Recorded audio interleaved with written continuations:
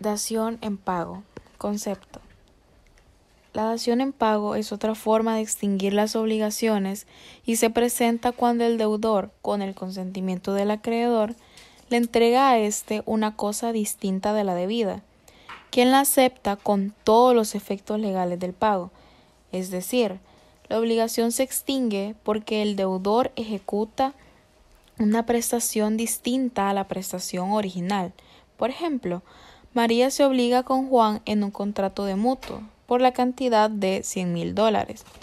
Llega el momento del pago y María no tiene liquidez para efectuarlo, pero sí tiene un departamento.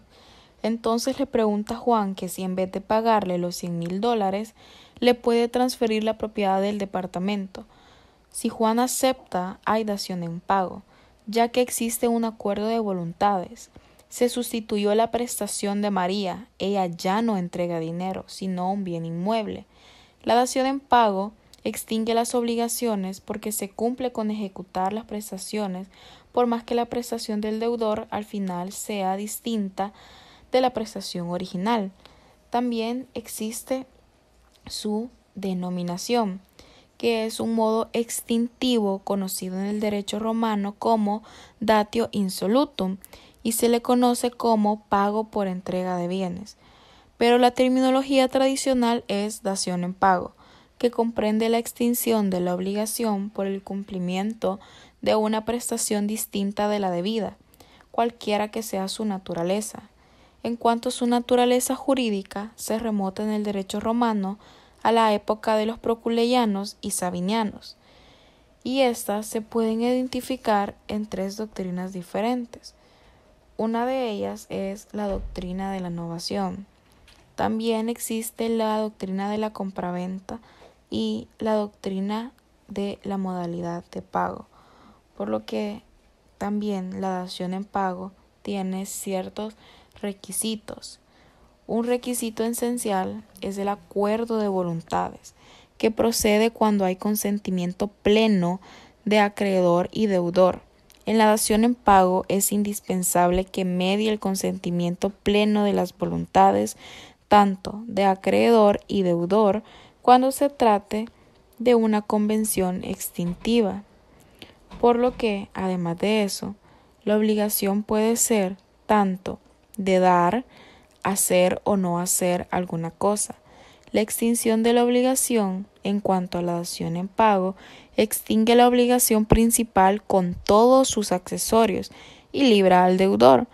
La dación en pago es un medio directo de extinguir obligaciones, porque existe consentimiento de ambas partes y el acreedor acepta en pago otra cosa que no era la debida. Entonces, al ser un pago, se extingue la obligación directamente, por lo que también debe de existir la capacidad de las partes, tanto del acreedor como también por parte del deudor, y esto significa que es la aptitud genérica para ser sujeto de derechos y de deberes.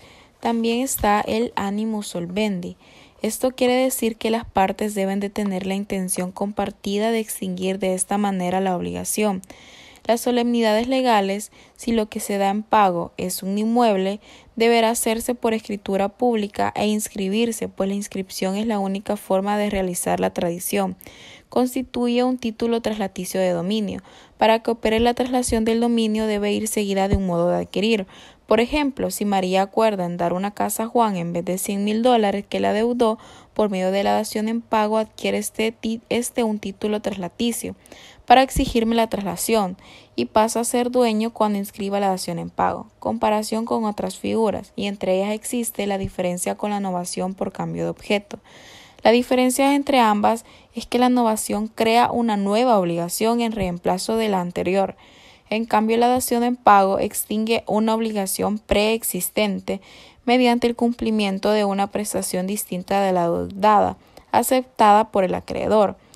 El pago es un acto jurídico unilateral y la dación en pago es bilateral, ya que exige necesariamente el acuerdo entre acreedor y deudor. Existen diferentes tipos de casos de dación en pago. Uno de ellos es la anticresis, tipificado en el artículo 2181. Un ejemplo sería que Jorge es el propietario de una finca y tiene una deuda contraída con María por un préstamo que le concedió.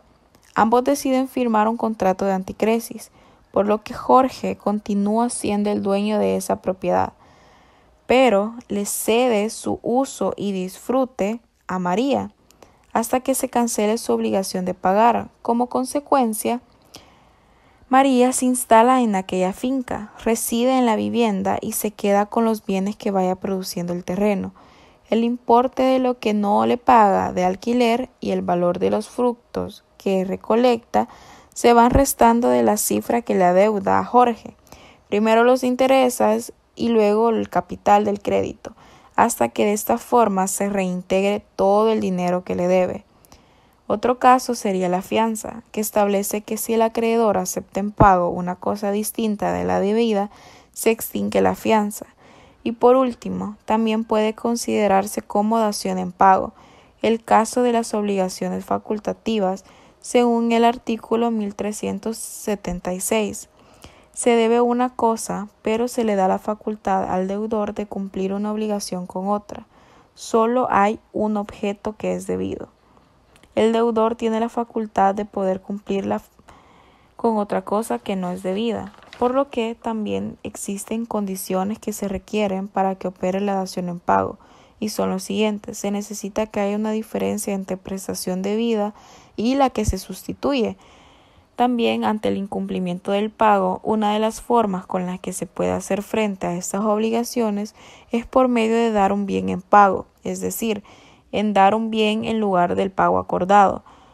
Cuando la obligación sea exigible, quiere decir que ésta ya se venció.